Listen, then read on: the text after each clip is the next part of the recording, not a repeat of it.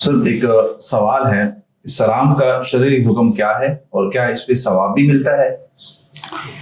जी बिस्मिल्लाहिर्रहमानिर्रहीम। और ज़ाहिर है कि हम मुसलमान हैं और शरीयत की कोई भी जो तालीम है मुसलमान के लिए बड़ा माना रखती है। तो शरीयत ने मुसलमानों को जो अहकामात अपनाने के लिए दिए हैं उनमें से एक हुक्म सलाम करने का भी है। सलाम का मतलब ये है कि जब दो लोग आपस में मिलते हैं तो एक दूसरे के लिए कुछ मखसूस कलिमात का इस्तेमाल करते हैं और ये हर मज़हब में हर कौम में है। लेकिन ज़ाहिर है कि बहुत सारे मज़ाहिब के ये जो आपस का कलाम होता है, बातचीत की गुफ्तगू होती है इब्तिदा की, वो किसी ठोस दलील पे या किसी शरई हुक्म पे मबनी नहीं होती। लेकिन इस्लाम ने इस सिलसिले में हमारी रहनुमाई की है और हमें इस सिलसिले में कुछ हिदायत दी हैं।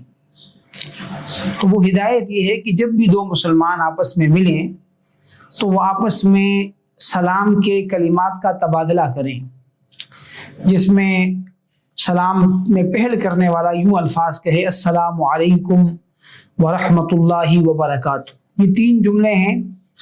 इसमें अगर उसको कोई इतना कह दे अस्सलामु अलैकुम तो ये भी सलाम है, अस्सलामु अलैकुम व रहमतुल्लाह दो जुमले कह दे ये भी सलाम है, और अस्सलामु अलैकुम व रहमतुल्लाहि व बरकातुहू ये मुकम्मल सलाम है।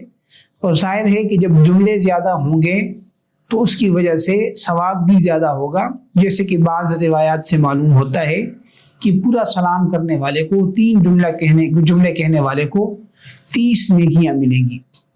तो ये तो है सलाम, और ये एक मसनून और सुन्नत अमल है, शरीयत ने इसकी तरगीब दी है।